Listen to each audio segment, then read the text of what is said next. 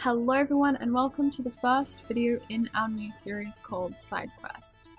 Now our main purpose on our Udemy and on our YouTube is to teach you coding concepts, computer science concepts and things like that, but in Sidequest we're going to go off the path, so to speak, and tackle other topics, firstly starting with Imposter Syndrome.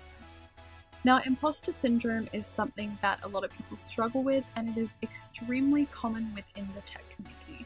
And what it basically is it's when you doubt your ability to be able to do anything, and you think you're a fraud, that everybody else can do things better than you, and that at some point people are going to figure this out.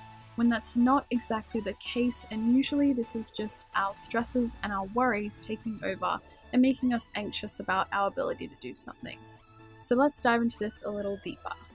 The positive to this brawl of self is that it can be overcome, and it is normal to feel this way. After all, programming is a great skill to have, but in order to gain that skill, you've got to work hard for it because it isn't easy.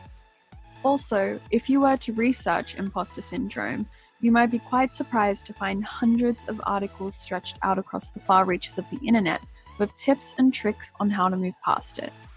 So, the purpose of this video is kind of just to break down Imposter Syndrome, run through it, and really focus on how you can work towards getting past it whilst moving forward in your coding or development journey.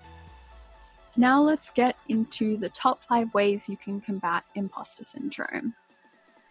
So tip number 1, take note of your skills and remove your focuses off of others and instead concentrate on you.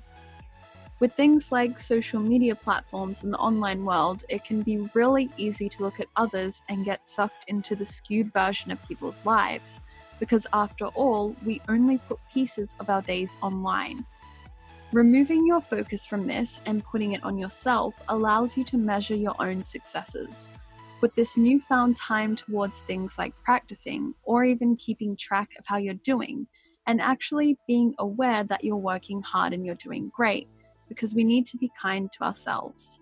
Also, the best kind of competition is not when we compete with others, but when we compete with ourselves. Tip number 2, push perfectionist tendencies out the window and know that it's okay to fail. It's that failure and refusing to quit afterwards that leads to success. So in certain cases, perfectionism can be beneficial, but definitely not when it comes to imposter syndrome, and it can actually do more harm than good. Perfection, in most cases, is also an illusion, but that doesn't mean that you still can't kick butt and gain excellent results, especially if you remove those insane standards and pressure off your shoulders. You'd be surprised at how much easier it was to work if you did so.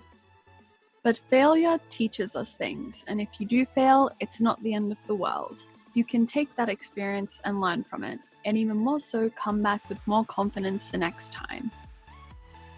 Tip number 3, surround yourself with a good community and those who boost you up. Embarking into the area of development isn't meant to be a lonely journey. What it is meant to be is a community of individuals that are passionate, understanding, and willing to lift you up when you're struggling. Surround yourself with this, reach out to others, and find people who bring out the best in you. It also helps to be aware that at times, these people are going through the exact same thing as you. Know that your struggle is common and that you're not alone. Tip number 4. One of the biggest things you can do to help yourself out is know that nobody knows what they are doing. Sometimes startups fail, even when they do have the resources and funding to succeed. That's because life is full of ups and downs, even when all you can see is everybody else's success.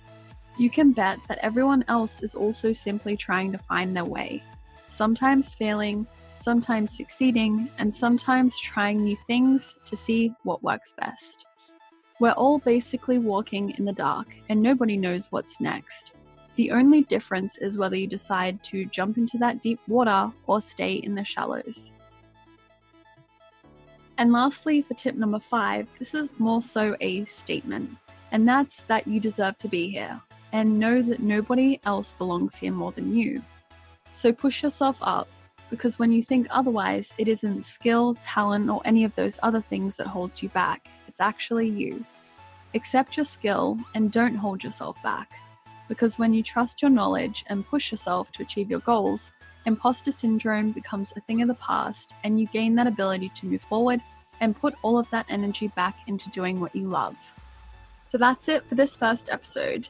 If you liked it, be sure to leave a like, and if you have any suggestions of what you'd like to see in a future episode, leave a comment down below. Also, don't forget to subscribe. But as for me, I'll see you next time.